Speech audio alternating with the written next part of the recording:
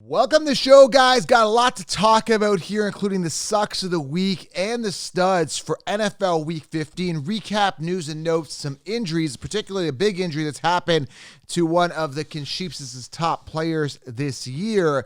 And there's so much to cover, including Miles Sanders going crazy on social media, lashing out at the fantasy football community. I got to cover this because I did a response to that on the number one Instagram page here on my Instagram, Fantasy Football Counselor. So if you're not following the page, make sure you guys are at Fantasy Football Counselor below. So I got a lot to cover here. Again, particularly honoring the guys that did well in your fantasy football playoffs this week and the guys that crapped the bed. We're going to go through each position and break it down here for you, okay? Now, if you are new to the channel, make sure you guys do hit subscribe. We go year round. And I know a lot of you guys are maybe in or out of your fantasy football playoffs and you're feeling, well, fantasy's over. Well, it's not here, okay? So we're ramping up, getting into next year. As that calendar turns into the 2023 year, I'm unrelenting in my content as we pursue the fantasy football championships going into next year. So make sure you guys are glued and subscribe. Now, we do have Monday Night Football tonight. I mean, the games were pretty exciting last night. A couple of good games, including that crazy one with the Patriots giving up the ball. It was absolutely insane to the Raiders. It was crazy. But tonight we've got the Packers and the Rams. Packers being a 7-point favorite. Should be an entertaining one. But when you guys are watching tonight, make sure you guys do order some Hooters. Use code FFC20. Okay, that's the code you want to use. So head on over to Hooters.com or download the app. The code you want to use, FFC20. That's going to save you $10 on order of 30 or more on takeout or delivery. Okay, guys? Go order some wings, some nachos. They've got some amazing football bundles. And upon checkout, make sure you guys grab the 2023 Hooters calendar. Okay, guys? Go grab the calendar right now. I got one right here. Let me see if I can pull this out for you. 2023 Hooters calendar. Make sure you guys grab one. And the cool thing is, guys, I like to set my goals. So put it on the wall and write down your goals in there. Set your days. Make sure your time management is good. So Hooters.com, download the app FFC20 to save. Go order some food for the games tonight. All right. So let's dive into this. Let's start off with the quarterback position. Who were the studs at this position? But also, actually, you know what? Let's get into the news first. You know what? I'd like to dive right in, but sometimes we got to slow down for a second and dive into the news. Prior to just recording this episode here Monday morning, the news is that Jonathan Taylor out for the season. Okay, likely out for. I'm just here again. It's just broke here. It'll probably be like news by the time you guys get it. Apparently he's out for the season. High ankle sprain. Okay, this is crazy. This is a guy that everybody, and this is what gets me. I just did a post on this on Insta. Again, if you're not following, make sure you do. Just did a post on this where I'm talking about everybody who was off the rooftop screaming Jonathan Taylor as the first overall pick. And I was saying, well, he's a great player. Don't get me wrong. Okay, we got to change a quarterback. And he's coming off this astronomical, massive year in a position at running back where running backs do get hurt. They get hurt often. They get hurt frequently. Last time a guy duplicated, back-to-back seasons on top on fantasy was Priest Holmes, 2002, 2003. So historically, it's very unlikely that he's going to finish on top again. Yeah, everybody told you Jonathan Taylor. I said, let's factor the regression. I'm going to put Henry ahead of him, okay, maybe even Saquon, because these guys are due for bounce backs. Henry was a contract year for Saquon and that type of thing, right? I always think ahead, project forward, right? So Taylor's been a bust all year. And what's crazy is that nobody's apologizing. There should be apologizing everywhere, being held accountable for their, 99% of the podcast out there, 99.999, except for mine, was telling you Taylor first overall. And I was like, yeah, you know what? I wouldn't do it. Okay. So that's kind of in the news now. It's breaking. Another thing I want to make you guys aware of, a couple of things here, is first and foremost with the Raiders. I mean, you saw that game. It was crazy. But notice how Waller came in. I believe he did get a touchdown. Waller came in, got a touchdown, got a couple targets. I only think he got like 3 targets or something like that. But what I was trying to say is Adams had a bad game, which we're going to get into in a second. I got to put this in the news because it's very important. My main objections to Adams this year was that Renfrow and Waller were there. And because they're there, they were going to hoard away some of the volume. So exactly what happened, guys, when I look at the tight end position is I take a look at Waller and he gets a touchdown, and that is going to dip into Adams. And that's why maybe he had a bad week. And this is something that I factored in prior to the season when I was looking at the Raiders. I'm like, how is Adams going to thrive with Waller there? So Waller ended up getting 48 yards and a touchdown on 3 targets. How is that going to happen? And sure enough, Waller ran for a back, and Adams has a bad game. Now, had that been projected out through the season, we could have had a bad year from Adams all year. But either way, we'll get to wide receivers, but Adams had himself a terrible, terrible week. So that was in the news. And then also, Miles Sanders took to social media. I got to talk about this as well. I just want to get his exact quote here. This is very, very important that I quote it right. He says, "Don't care about y'all." What did he say? Don't care about all your money or your tickets or fantasy. That's what he said. Never will. So don't care about y'all ticket or fantasy and never will. So first of all, bad grammar. Second of all, you should care about fantasy because it's directly proportional to reality. And this is something that Miles Sanders, has been adamant about. He doesn't care about your fantasy teams. So I ripped back into him on social. Go back and check out the post either way on my Instagram. But it's ridiculous how these players don't respect the people that help them, achieve their success. Without the people, without the fans, fantasy wouldn't even be possible. Reality wouldn't be possible. These players wouldn't be getting paid. So Miles Sanders disrespecting the community, and I have no respect for him either, right? He's just a product of that offense. Prior to this season, without Jalen Hurts and all these weapons, he's not a good running back.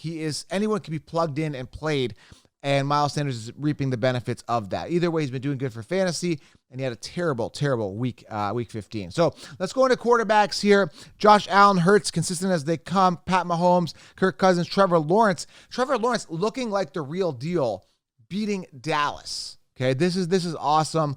This is really good for Trevor Lawrence. Now, moving towards the 2023 season, this is a guy that I think will be, decent value on fantasy rosters, and I think he's got a ton of upside going into this year. Great talent, youth, and he's doing really well. 4 touchdowns, 1 interception on the week, 26.82 points. So studs. We're talking Trevor Lawrence here, okay? Had himself a good week. Now, let's just get right to the sucks here. This is very disappointing. A guy that I was pretty high on. By the way, Matt Ryan finished 22nd amongst fantasy points. I thought he'd be a good sleeper going into an amazing situation there with the Colts. Well, it looked like it prior to the season.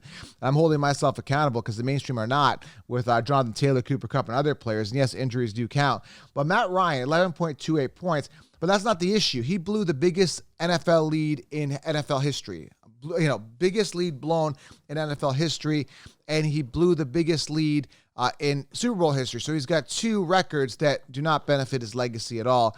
Matt Ryan sucks. I should add that to the news. But anyway, Justin Herbert finishing 25th amongst quarterbacks. This is excluding the Monday night game here. 8.72 points. He is the suck of the week. This is very disappointing to say the least. 2 interceptions, 8.72 points. Arguably one of the best quarterbacks in the game, having himself a disgusting game. So, yeah, man, Justin Herbert is the suck of the week. You can make an honorable mention here if you started Mac Jones at 7.48. Disgusting. Deshaun Watson hasn't really gotten grooving, 12.64 points. Tannehill was in and out, 10.7 points. Daniel Jones, 9.9 points. But amongst all these guys, I got to give it to Justin Herbert, who had himself a terrible, terrible game. And we expected more. I expected more. People expected more out of him, and he's just not performing. Well, didn't perform this particular week. Very, very disappointing for Justin Herbert. And this is going to my something I'm going to be looking at this year is we're really going to start targeting those quarterbacks that run a lot. And, and that's where we're going, right? Your Lamar Jacksons, your Hurts, your Mahomes, your Allens. These guys are giving a good return on investment for fantasy. And these pocket passers, maybe they're starting to get phased out in fantasy. This is something we're going to be looking at in the offseason and addressing it. Now, if you want direct access, patreon.com/FFcounselor. Join the fantasy front lines. I'll leave a link here below.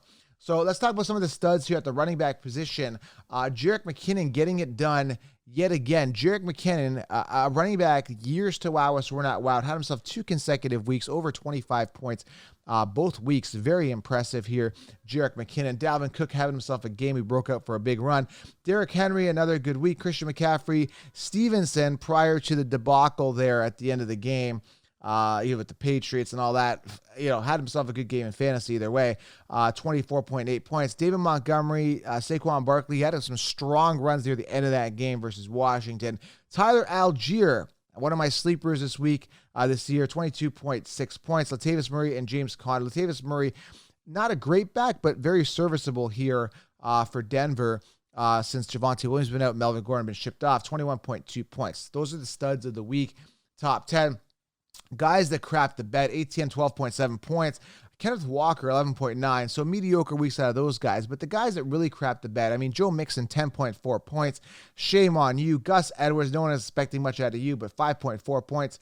5.5 points. Antonio Gibson, 4.7 points. Nick Chubb, 9.9. I'm going to probably have to give this to a guy like Nick Chubb.